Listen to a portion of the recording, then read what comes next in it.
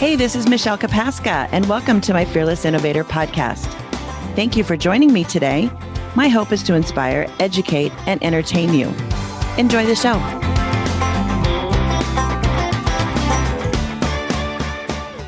Welcome to the Fearless Innovator Podcast. My name is Mechiel Kopaska, and I'm your host. Today's episode is entitled, I Have You by the Balls. Ladies, you may want to listen to this story because you're going to learn how sometimes as women, we get taken advantage of. But more importantly, I'll give you some tips on what I did to make sure that this won't happen to you. I was very fortunate to have grown up with a dad that taught me things that most girls didn't get to learn. And by that, I mean, I was treated like a boy. It makes sense today, but it didn't back then when I was growing up. You already know by the age of 9, I was riding a motorcycle, and by 14, I was in a grain truck and hauling corn to an elevator. Somewhere sprinkled throughout those years, Dad taught me how to jack up a car, change tires, change the oil in my car, and I know all the parts underneath the hood. I never tore apart an engine or anything like that, but I knew the mechanics of how things worked. Shoot, I even remember my car breaking down when I was in college, and I called my dad, and we did phone support before that was even a mainstream word. He walked me through rigging the gear linkage until I could get home and he could fix it. I remember Dad saying to me one day, "Shell, I want you to be able to stand on your own 2 feet and not need the support of a man in your life." Well, I must have listened because he accomplished that goal. So fast forward to the day I decided to buy my first truck. I was buying a truck because I was tired of seeing little cars and dead people as I trekked across the Howard Franklin Bridge every day for work. And then one day it happened to me. I was in my Nissan 240 SX and the guy in front of me rubbernecked and I slammed into the back of his car. That was it.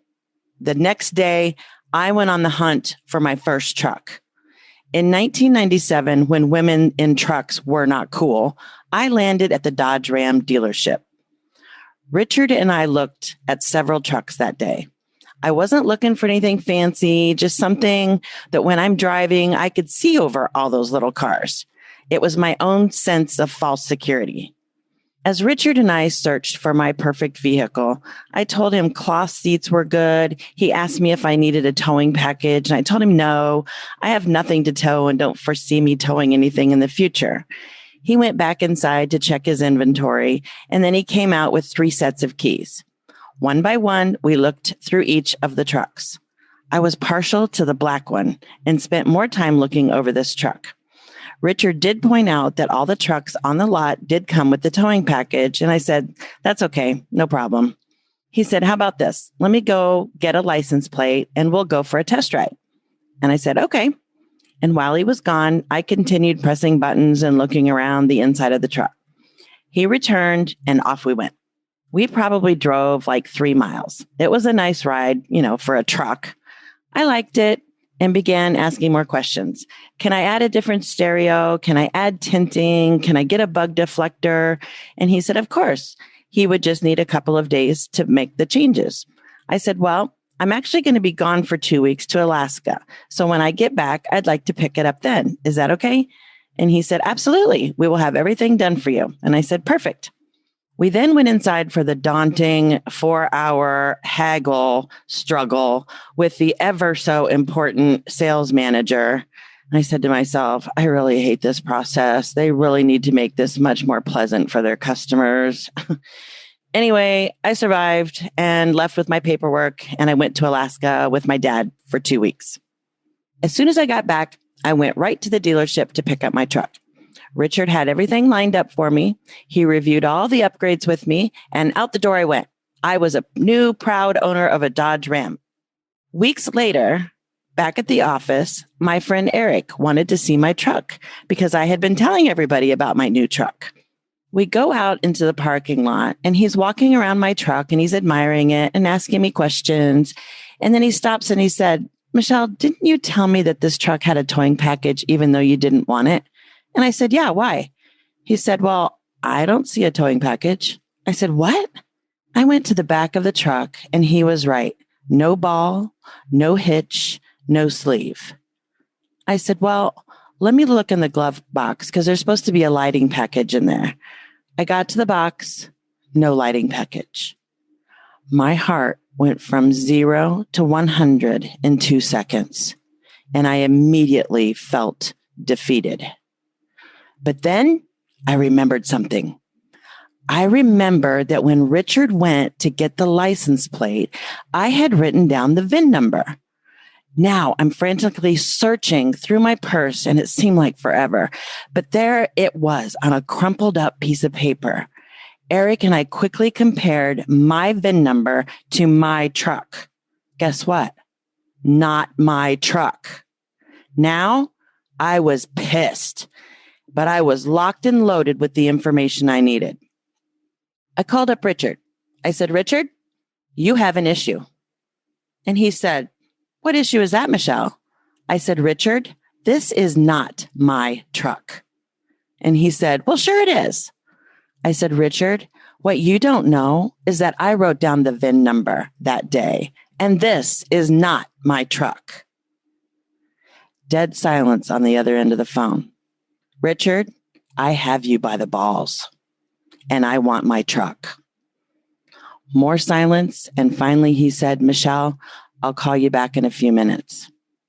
A few minutes later, he called me back and explained that my truck was no longer there and wanted to know what they could do to make this right. I said, lucky for you, I'm not a sue happy person because my best friend Cindy's dad is a lawyer and he's chomping at the bit to sue you right now. I'm bringing this truck back to you and you all are going to add an aftermarket towing package to my truck. I took the truck back and they added the towing package and the lighting package. After all, I had paid for it the first time. Now months go by and it's time to change the oil and rotate the tires. Since I had never owned a truck before, I called home and asked Dad to explain how the tires should be rotated. He told me to get the truck operator's manual and look it up to see what Dodge recommended. I found it and understood that the front left wheel would go to the back right, the right front wheel would go to the back left, and the 2 rear wheels would just move forward. When I went to Firestone that day, I explained that my wheels needed to be rotated a specific way according to the operator's manual. She had me draw a picture of exactly what I wanted to have done. She said, okay, I'll call you when it's finished. Several hours later, I came by to pick up my truck. I paid and then went to get in my truck. The first thing I did was inspect the wheels and tires. Oh, they did not. They were not rotated as I had asked them to do. So I carried my happy ass back into the store and told her that my wheels were not rotated the way I had asked you to do. She hollered at the guy that did the work, and he was trying every trick in the book to get me to believe it was done correctly. I said, go get your manager and come with me. So now the dude is walking through the parking lot, smoking a cigarette, and his manager is in tow. They get to my truck and I said, I want to show you something. You see these numbers on my wheels and tires? And for the record, I had numbered each tire and wheel with the numbers 1 through 4. Starting at the left front was 1, right front was 2, left back was 3, the right back was 4. This number 1 should be in the right back, and that number 4 should be in the right front. Clearly, you did not rotate my tires correctly. You should have seen their faces when they realized what had just happened. It was priceless. Oh, and let me show you this. I opened up my front door and there was a cigarette burn on the inside of my door. I don't smoke. And then I glanced over at the dude that was smoking. The manager was less than happy and told the guy to go rotate the tires the right way. And then he walked me back inside and he apologized to me and gave me my money back.